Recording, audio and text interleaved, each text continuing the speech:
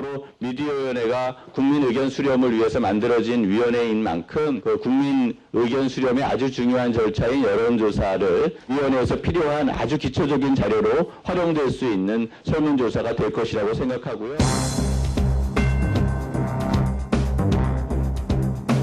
여론조사 실시, 매체 영향력 조사에 대한 실시, 이건 이제 더 이상 논의하지 않았으면 한다. 물리적으로 불가능한 단계에 이르렀다. 그래서 일단 저희들이 그렇게 의견을 좀 모았고요. 그냥 그 시간이 없다는 게 아니라 여론조사 자체가 우리는 그 싫다. 그리고 여론조사가 우리는 불리하다. 이 이야기죠. 이 논의, 그러니까 문항조정 들어가는 게 문항조정에서 오늘까지 안을 확정할 수 있다면 저는 가능하다고 보는데 그건 불가능하죠. 불가능합니다. 구렁이 담 넘어가듯이 시간이 없어서 받을 수도 있을 것 같으나 시간이 없어서 못 받는 것처럼 그렇게 표현하지 말라는 이야기죠. 정확하게 이야기해야죠. 비겁하지 않습니까?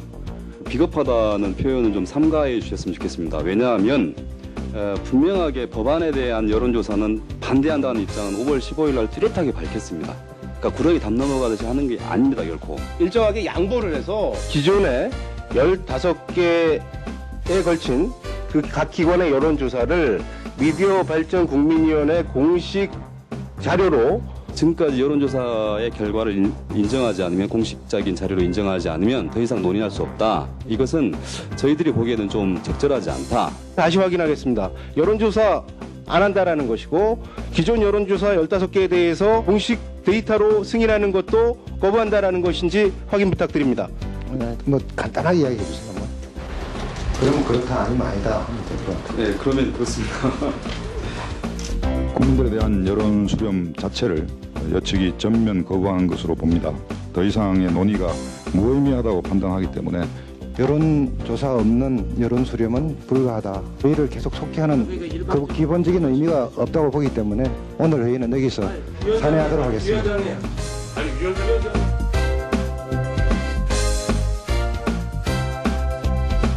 말도 안 되는 궤변으로 국민 여론 수렴을 거부한 한나라당 각성해야 합니다. 붕어빵에 붕어가 없다는 말은 들어봤지만은 국민 여론 수렴하는데 여론조사 없다, 이 말은 이번에 한나라에게 처음 들었습니다. 여러분도 그러시죠? 여론조사를 핑계 삼고 있습니다. 법안을 발의하는데 여론조사를 통해서 한다는 얘기는 들어보지도 못했습니다. 그것은 입법권을 포기하는 것입니다.